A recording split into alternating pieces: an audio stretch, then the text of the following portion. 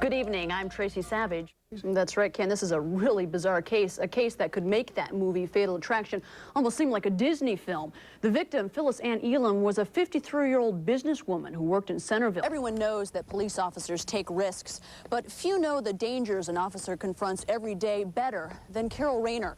Like her officer husband, she too worked for the Clark County Dispatch. What I'm doing right now is what a ton of people will spend a good portion of the weekend doing, driving. A record number of U.S. travelers are expected to hit the highways this weekend. His parents and his aunt were questioned by police. Authorities interviewed neighbors. But today, police say they think Gerald Moore, also known as Big Daddy, probably just climbed in the back of his parents' trunk on his own. I say fingers crossed because what we're attempting to do is a technical challenge. We've never done anything quite like this live from a hot air balloon, but really is an incredible feeling, and we hope we can share it with you. Now, I do have the pilot right here, Steve Brown. We have 13 confirmed dead and perhaps as many as 100 still missing. Now, right now, I am in downtown Shadyside, and behind me is the local fire station where rescue crews have set up headquarters for the rescue efforts. Those efforts are still going on now. They are still searching for the bodies. The air show command tent has been wiped out. So again, extremely poor timing, a lot of damage out here at the Dayton International Airport. It is starting to rain again, so I guess that's going to make work even tougher. Reporting live at the Dayton International Airport, I'm Tracy Savage. It's a one-of-a-kind. Reporting live from Inaranka with a little help from Chopper 7. I'm Tracy Savage. Life is tough. To think I left Los Angeles. Well, we're finished with our 11 o'clock report tonight. Thanks for joining us. And we'll see you tomorrow. Good night. Good night. A dramatic discovery this afternoon of a 2-year-old boy who had been missing since early this morning. As Tracy Savage reports, the Dayton Police Department was in the middle of a major search when an officer found the small child inside the trunk of his parents' car. Oh, my baby in the trunk! This just seconds after a Dayton police sergeant found 2-year-old Gerald Moore.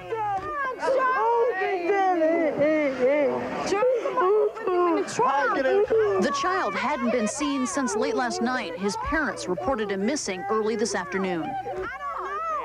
At 9 o'clock in the morning, he used to come in there and drink my little baby's bottle, and it's strange, I woke up and then the baby's bottle was still full. See this big block here? Yeah. Won't you give us somebody else go with you? That's too big. Hours before Gerald Moore was found, the Dayton police had begun a search of the neighborhood, going house to house, questioning the neighbors. They thought he may have just wandered off, but at the time, foul play was not out of the question.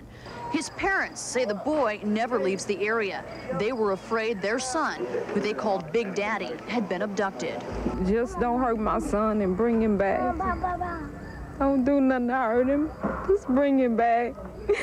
Please, bring him back. There was a lot of confusion out here. 35 police officers had been brought in to help in the search. One of the officers decided to check inside this trunk, the trunk of the boy's parents' car. It was a hunch that paid off. How do you feel? I feel good. I feel like $1 million. Here's your car. Although he appeared to be in good health, the child was taken to Children's Medical Center to be checked out. His parents and his aunt were taken in for questioning. What police now will have to find out is how that small child got into this trunk. Tracy Savage, News Center 7. Less than 3 months after being sent to prison for photographing semi-nude teenage girls, the former mayor of Beaver Creek is now a free man. Richard Stewart was released from the Montgomery County Jail this afternoon. Tracy Savage joins us now with an exclusive interview with Richard Stewart just moments after he was let out. And Tracy, he was at first reluctant to talk, wasn't he? You're right, Cheryl. You know, Richard Stewart was sentenced to 2 to 15 years and sent to prison June 19th. But last week, a judge granted Stewart shock probation. And today, as he was leaving the county jail, he adamantly refused to be interviewed by the news crews that were waiting for him. All he would say on camera then was that he wasn't ready to talk publicly about his case. But a few minutes later, Richard Stewart agreed to share his feelings with me away from the crowd in a one-on-one interview. Yeah, I've changed. It's changed me, probably for the better. I've been reading the Bible a lot. I don't know. Can you get on with your life? Probably. The media leave me alone. I want to lead a private life now. And I don't know what I'm going to do, but life will go on. What can you say when people tell you you violated the trust of the residents? I'm sorry. Yeah, I made a mistake. Do you think you've paid the price? I am paying a price and will pay a price for, yes, the rest of my life. Yeah, what was prison like? It's not a place I want to go back to. Some people liked it, but I didn't. Stewart says his family has been very supportive. He says his family and God are helping him to get through this, helping him to deal with his mistake. Now, as part of his probation, Richard Stewart will be on parole for 5 years, and he must undergo psychiatric treatment. Tracy? Ken, Cheryl, 21 Dayton police officers have lost their lives in the line of duty. Earlier today, family, friends, and fellow officers gathered here in downtown Dayton to remember them, to honor them. Paul E. Mortimer, July 31st, 1970. Daniel H. Bruns. A roll call of names of real-life heroes who have made the ultimate sacrifice. March 4th, 1974. October 5th. It's nice to have them, you know, remembered and not forgotten, because they are doing something for everybody. Just everybody, you know. Doesn't matter the color or what it is. It's just, you know, they're people, and I want to help. And I think it's a great thing. Gene Hobson's husband, Eddie, was on his way to help the night of October 11th, 1981. He was en route to a domestic dispute, but he never made it. He swerved to avoid a car that had turned in front of him. Eddie Hobson's police cruiser slammed into a light pole. Eddie Hobson died at the scene. You know, it's always a possibility, but there's no way to be prepared for anything like that. I think my first thoughts were the kids, because he was, you know, everything to them. So that was my first thought. I mean, he was there for me all the time. And yeah, it was hard. I remember that night, just like my mother remembers that night, you know, when they came to the door.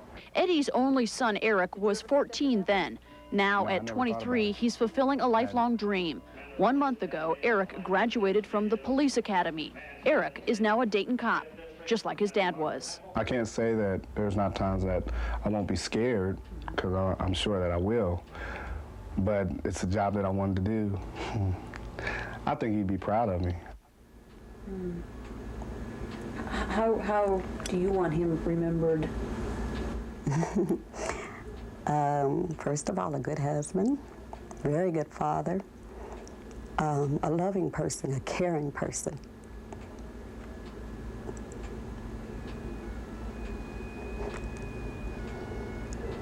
I think most of all, a caring person, because he did care about everybody.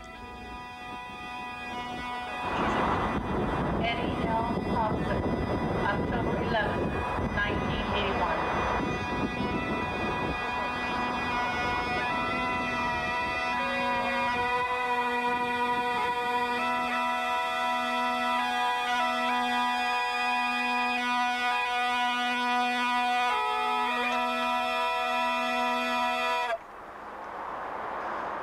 Today, the city of Dayton dedicated this new monument in honor of Eddie Hobson and all Dayton police officers killed in the line of duty.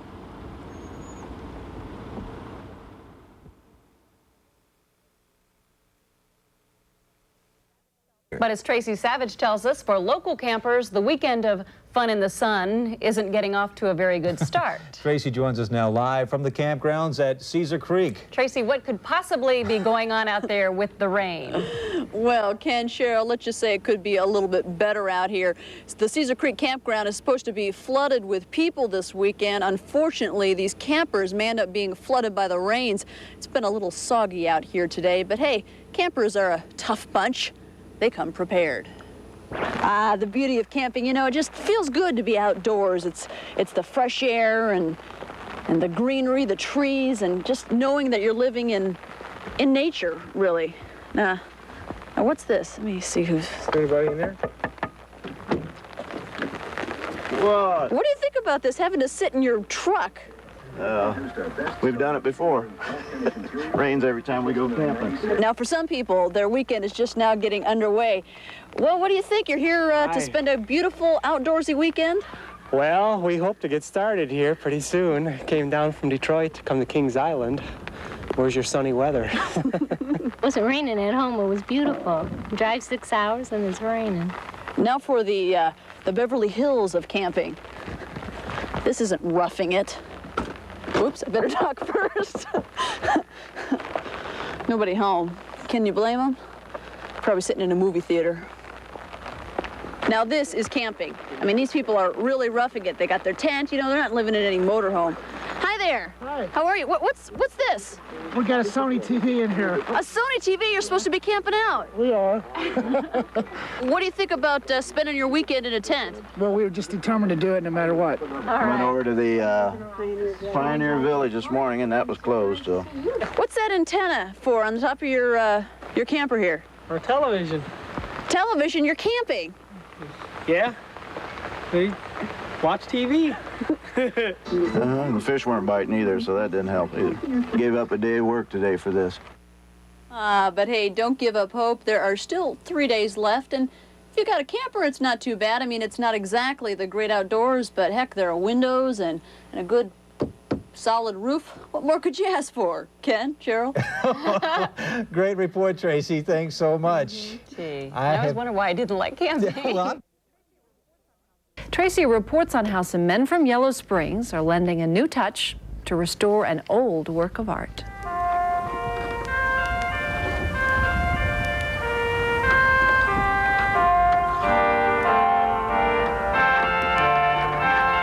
They are recreating art, yet in a way, they are artists themselves. They are stained glass restorers from Yellow Springs, Ohio. They were brought to Charleston to repair the damage at this 100-year-old church, damage caused by Hurricane Hugo. Well, it's a lot of tedious work. Got to have a lot of patience. It's trying at times, but it's a lot of satisfaction. A lot of the reinforcement braces were broken loose and broken glass. And the original storm windows that were up there, a lot of those are missing. They're blown right off. The large window was held up by cables from falling in, and that was a mess. A lot of these windows are in such bad shape, they really ought to be replaced. But the Historical Society down here in Charleston doesn't want them to do that. So the Yellow Springs, Ohio crew is literally having to put the windows back together like a jigsaw puzzle. All these panels here, or the field glass, was broken away, broken down here and separated. The Emmanuel African Methodist Episcopal Church is an historic landmark. According to the pastor, this was the very first all-black church in all the South. It was built by our black forefathers and mothers, having just come out of slavery. And to think that they had such artistic taste, you know, it just makes us so proud. So we want to preserve it.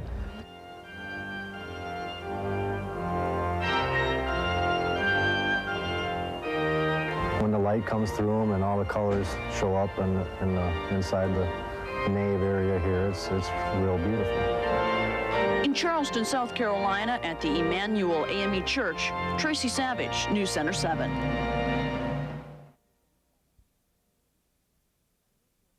An unusual funeral in Madison Township today that put local law authorities on alert. More than 300 bikers, members of the Outlaws, an international motorcycle gang, converged in Drexel to bury a longtime gang member. As News Center's Tracy Savage tells us, police were prepared for just about anything. Tracy, that had to be a very strange, different sight. And to say the least, Deborah, you can't help but be intrigued by these gang members. They certainly lead a different life. A lot of them have felony records. Many carry weapons. For the police, the gathering made for some tense moments. For the curious, it's indeed something to see. The local residents line Route 35 just to catch a sight of it. I just wanted to see them all together like that. I thought it'd be fascinating. Drexel Freight. The Outlaws might not call it that. They're here to bury a fellow brother, Gary Elmers. They called him Big Mo. He died last week in South Dakota from injuries he suffered in a motorcycle accident. Big Mo was 44. Yeah, he had a lot of friends, and they respected him and stuff, and just a lot of people be out show their respects to him.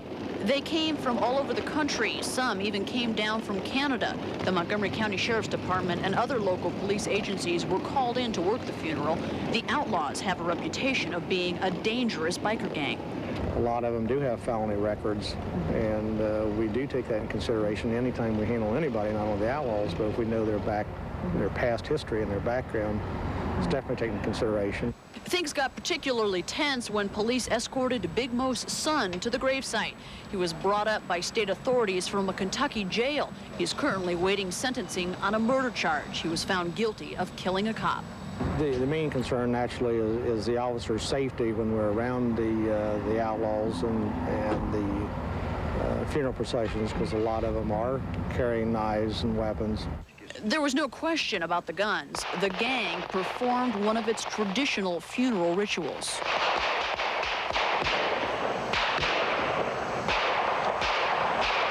The funeral went off without a problem. There was no trouble at all. And Deborah, I got a chance to go over to the clubhouse and talk to a couple of the gang members. They wouldn't go on camera. They say they just want to keep a low profile. They're basically here to pay respect to Big Mo. Had to be a pretty eerie feeling there. A little bit Tracy. uncomfortable, Yeah. sure. Thank you.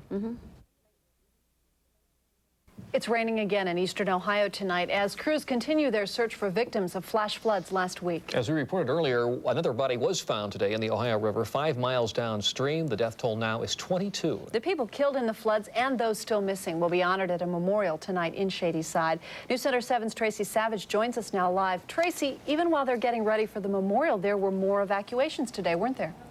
You're absolutely right, Deborah. The crisis is far from over here in Shadyside. It has been raining off and on all day, and with the flood watch in effect, the Ohio National Guard didn't want to take any chances. It evacuated the 2 areas that were hit last week, Ouija and Pipe Creek. About 150 residents were asked to leave. That area is not stable yet. Meanwhile, the work to get the homeless back on their feet is in full swing. The main push right now is to get state and federal dollars for these people. The Salvation Army and the Red Cross are providing such things as food and clothing. But you got to remember, these people lost everything. They're going to need a lot of money to rebuild. Ohio's Lieutenant Governor Paul Leonard spent the day here looking into that aspect of the relief effort. He joins me now live. Good evening, Lieutenant Governor. We have reports of some 400 homes either damaged or destroyed. Having spent the day looking around, can you make any promises to these people? Well, we can promise them that we're going to stay on top of the situation. We're hoping that within 2 weeks after they make an application for federal money, they'll have federal money in their hand. And then we're going to try to get the process at the state level going as soon as possible. Less than 1% of these people had insurance, so there are a lot of people who are devastated. Now, we saw the temporary office that was set up for these people to fill out applications. Can they expect any kind of obstacles, or is it going to be a smooth process? Well, there's always bureaucratic obstacles, and that's why we're here, to tell people who have never gone through a situation like this before that we're going to be willing to hold their hand, take them through the bureaucratic process, and get them help as soon as possible. A lot of these people are still dazed. Many have lost friends and families, and so after the grieving is over, we're going to be here to help. Now, you spent the day here in Belmont County. You were also up in Jefferson County, which is just north of here. What kind of message are you going to take back to the state? Well, I'm going to take this message back to the governor. As a matter of fact, I'll have a chance to talk to him tonight, that these people haven't even had a chance yet to cry, that there's still a lot of work to be done. But after they have finished crying, we're going to have a lot of work to do to help them get through this crisis. The memorial service will be held here tonight at 8 o'clock. You will be here. The governor will be here. What kind of message will be coming from the governor to these people? That this is a part of the state of Ohio that has been devastated in the past. They have been kicked in the teeth, but we're here to stay. That maybe God, in his strange way, is calling attention to a part of the state that needs a lot of tender love and care. Okay, thank you very much, Lieutenant Governor Paul Leonard. Now, I also will be attending that ceremony. And you know, Deborah, Jim, I was here on Friday, and I saw the faces of these residents. They were all very much in shock. Today, though, the reality is setting in, the reality of all that they've lost. I can imagine tonight's ceremony will be very, very somber. Tracing the outpouring of help must be incredible there. Oh, Jim, it's just a sight to see. There are folks from all over the country working for the Red Cross as volunteers. They're providing 3 meals a day to the people. They're helping to provide homes for these people. There are some 700 members of the Ohio National Guard working here, and they have been working almost nonstop, clearing the debris from the creeks and working out in the Ohio River as well. I understand what they need now are donations of money, basically. For the Red Cross. Absolutely. Okay, Tracy Savage, thank you. Live in Shadyside, Ohio. They are, in fact, attempting to bring us live pictures from a hot air balloon. They should be floating around up there somewhere. Let's see if we can go out live and find them. Tracy, how's it going? Just great, Jim. See the smile on my face? It gives it away. We've made it. We are now about, 1,500 feet floating over, what is that down there? I guess that's I-35. Certainly can't sneak up on anybody with this hot air balloon. It is so bright and colorful. You can see for miles from up here. You can also hear for miles from up here, other than the occasional blast of the propane tanks. That's your cue, Steve. Hit it.